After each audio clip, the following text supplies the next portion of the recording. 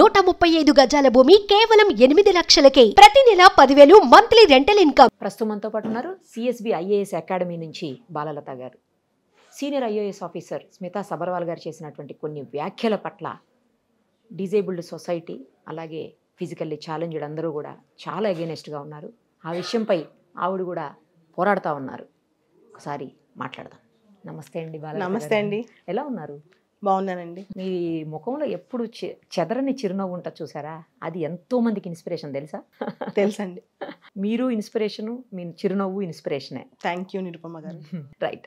అసలు ఏం చర్చ నడుస్తోంది, దేని మీద చర్చ నడుస్తోంది, ఎందుకు అలాంటి చర్చ నడుస్తోందో అర్థం కానటువంటి పరిస్థితుల్లో ఇప్పుడైతే మొత్తం ప్రజెంట్ సొసైటీ మొత్తం అలాగే ఉందండి.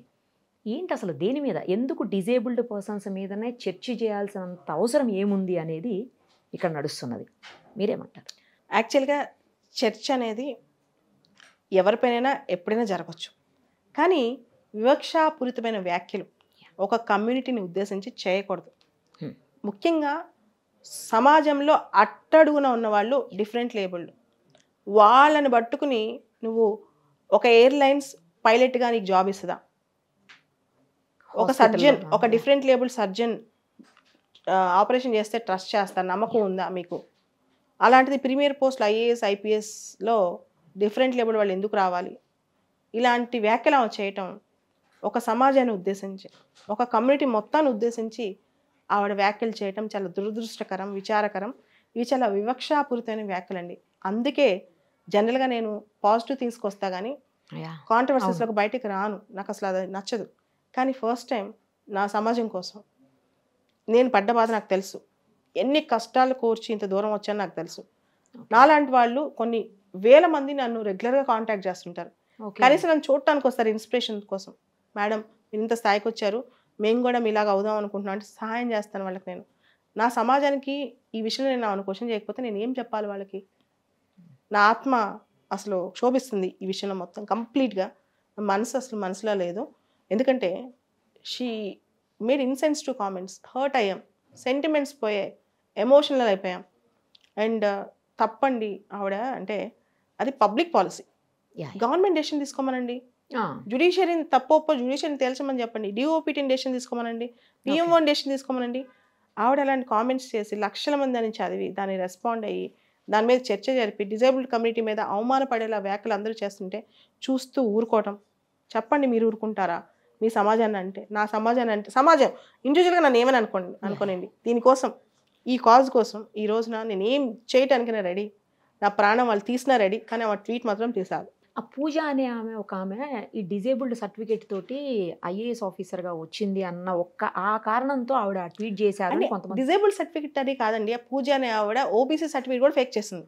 ఓకే, ఆవిడకి 40 కోట్ల 50 కోట్ల ఆస్తుంది, కానీ ఆవిడ బీసీ సర్టిఫికేట్ తెచ్చుకుంది. బీసీలో డబ్బులు ఉన్న వాళ్ళకి సర్టిఫికేట్లు ఇవ్వరు, క్రీమీ లేయర్ కింద వస్తుంది. కానీ అమ్మాయి నాన్ క్రీమీ లేయర్ తెచ్చుకుంది. అమ్మాయి చాలా ఫేక్ చేసింది. అసలు అమ్మాయి డిజేబుల్డే కాదు, సమస్య వేరు.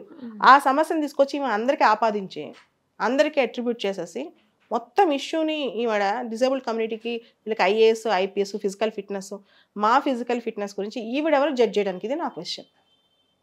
అంటే ఏదైనా బయటికి వెళ్ళి ఏదైనా వర్క్ చేయాలి అంటే, గ్రౌండ్ లెవెల్లోకి వెళ్ళి పని చేయాలంటే, ఫీల్డ్లో పని చేయాలంటే చెయ్యలేరు అనే యాంగిల్లో ఆవిడ మాట్లాడారని కొంతమంది అంటారు. అవును, ఆవిడ అదే యాంగిల్లో మాట్లాడారు. నేను అంటాను అది ఆవిడ కాదు కదా తేల్చాల్సింది. నేను మేమేమి చేయగలమో ఏం చేయగలమో అది పబ్లిక్ పాలసీ, అది ప్రభుత్వం తేల్చాలి. డిఓపిటీ అని మాకు ఒక మినిస్ట్రీ ఉంది సెంట్రల్ లెవెల్లో, ఈ అన్నిటికి సంబంధించిన మినిస్ట్రీ, రిక్రూట్మెంట్ సంబంధించి వాళ్ళు డిసైడ్ చేయాలి. ఈవిడ ప్రైవేట్ సెక్టర్లో వీళ్ళు ఈ జాబ్ చేయలేరు, ఆ జాబ్ చేయలేరు, గవర్నమెంట్ వీళ్ళు ఏం చేస్తారంటే రేపు ప్రైవేట్ సెక్టర్లో వీళ్ళకి ఉద్యోగాలు ఇస్తారా? ఓకే మీకు అర్థమైందా? వ్యాఖ్యలు చదివి లక్షల మంది, దాదాపు 2 మిలియన్స్ మంది 2 మిలియన్స్ మంది వ్యాఖ్యలు చదివారు ఇప్పుడు, అంటే 20 లక్షల మంది. అంటే మా అందరి ముందు సెల్ఫ్ రెస్పెక్ట్ ఏమవుద్ది వీళ్ళది? వీళ్ళకి వచ్చే ఉద్యోగాలు ఆల్రెడీ సామాజికంగా వీళ్ళు వెనకబడ్డారు, ఆర్థికంగా కూడా వీళ్ళు వెనకబడాలి. అది ఆ కోరిక అని నాకు అర్థమవుతుంది. సీతక్క గారు కూడా ఇందాక స్పందించారండి అసెంబ్లీలో, మీడియాతో చిట్ చాట్లో కూడా. అలా మాట్లాడడం కరెక్ట్ కాదు, సీఎం గారి దృష్టికి ఆల్రెడీ వెళ్ళి ఉంటుంది, లేదంటే నేనైనా మాట్లాడతానని చెప్పేసి ఆవిడ కూడా చాలా పాజిటివ్గా స్పందించారు పట్ల. అవునండి, సీతక్క గారే కాదండి, చాలామంది బీజేపీ ఎంపీ లక్ష్మణ్ గారు, తర్వాత పొద్దునే నాకు అనిల్ యాదవ్ ఎంపీ గారు ఫోన్ చేసి మద్దతు తెలిపారు. చాలామంది మీరు మంచి కాజ్ కోసం పోరాడుతున్నారు, మేమందరం మీకోసం ఉంటామని చెప్పి ఎంతోమంది మద్దతు తెలిపారు. అసలు నేను ఆపిన ఇది ఆగదండి. అవును, మీరు ఇప్పుడు ఆగిపోయినా కూడా ఇది ఆగదు. ఎందుకంటే చాలామంది విద్యార్థులు ఆస్పిరెంట్స్ ఢిల్లీ జేఎన్యూ నుంచి ఓకే హైదరాబాద్ సెంట్రల్ యూనివర్సిటీ వరకు ఈమె కామెంట్స్ హర్ట్ అయ్యారు. నాకు వాళ్ళందరూ ఫోన్ చేసి నేను ఇంకా ఆగాను, నేను ఇంకా 24 hours వెయిట్ చేశాను అనమాట. అది విషయం.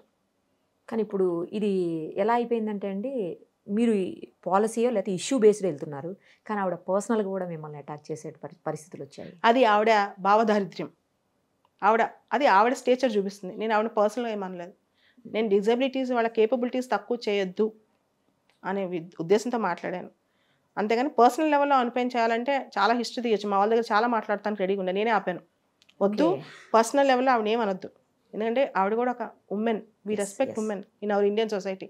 ఆవిడ పర్సనల్ లెవెల్ అటాక్ చేయొద్దు. కానీ ఆవిడ చేసిన కామెంట్స్ మాత్రం మేము గట్టిగానే జవాబు చెప్పాము. ఎందుకంటే ఇలాంటి కామెంట్స్ సొసైటీలోకి వెళ్తే మా మీద వివక్ష ఎంత పెరిగిపోద్ది ఆలోచించండి. మీరు ఆలోచించండి, 21st centuryలో అంటే ఈ సమాజంలో ఈ రోజున ఒక ఫిజికల్ ఎబిలిటీని బట్టి మనిషిని జడ్జ్ చేస్తావు నువ్వు? అది నాకు క్వశ్చన్. చాలామంది ఈ రంగంలో ఉండి, అంటే ఇట్లా ఉండి కూడా అనేక రంగాల్లో అద్భుతమైన విజయాలు సాధించిన వాళ్ళు ఉన్నారండి. అవునండి.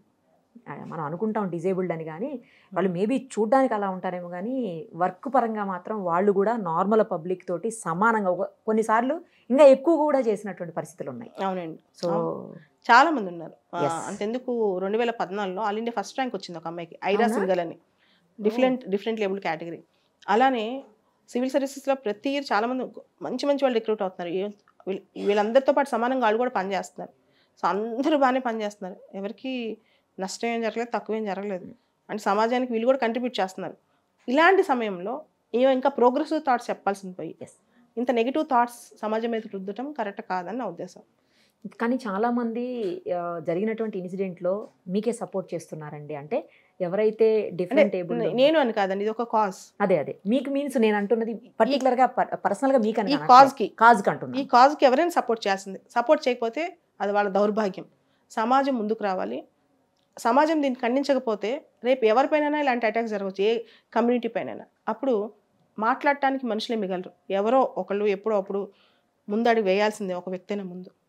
అసలు వివక్షలు ఏమీ ఉండకూడదు, అందరూ ఈక్వల్గా ఉండాలి, అందరూ అన్ని రంగాల్లో ముందుకు దూసుకుపోవాలి అని చాలా అడ్వాన్స్డ్ ఉన్నటువంటి ఈ సొసైటీలో ఇలాంటి వ్యాఖ్యలు ఎందుకు చేశారు అనేది చాలా మందికి అంతుపట్టట్లేదు. అవునండి, అవును.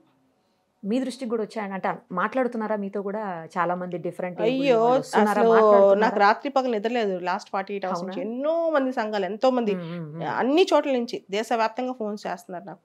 ఓకే, సో ఎలా ముందుకు తీసుకుపోతున్నారు దీన్ని? నేనైతే నా డిమాండ్ ఆవిడ స్టేట్మెంట్ ఫస్ట్ విత్డ్రా చేసుకోవాలి. ఇంత ఒక ట్వీట్ డిలీట్ చేయటం కొన్ని మిల్లీ సెకండ్స్ పట్టింది. కానీ ఆవిడ ట్వీట్ల మీద ట్వీట్లు రీట్వీట్ చేసుకుంటూ పోతున్నారు కదా. ఆవిడ నిజంగా తన గొప్పతనం, తన సంస్కారం చూపించుకోవాలంటే ఖచ్చితంగా డిలీట్ చేస్తే చాలా బాగుండేది, అందరూ చాలా సంతోషపడేవాళ్ళు.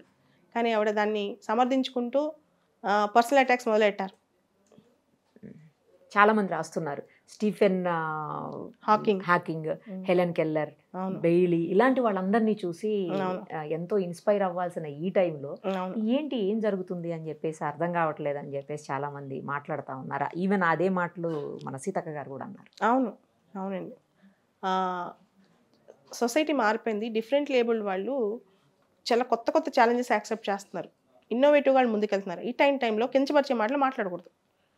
మాట్లాడితే ఖండిస్తాం, కంప్లీట్గా ఖండించాలి. నేను ఖండించకపోతే మీరు చెప్పండి, ఈ సమాజంలో ఎవరొచ్చి, మా సమాజంలో ఈ కమ్యూనిటీలో ఎవరొచ్చి, ఈ కేటగిరీలో ఎవరొచ్చి ముందు మాట్లాడగలరు?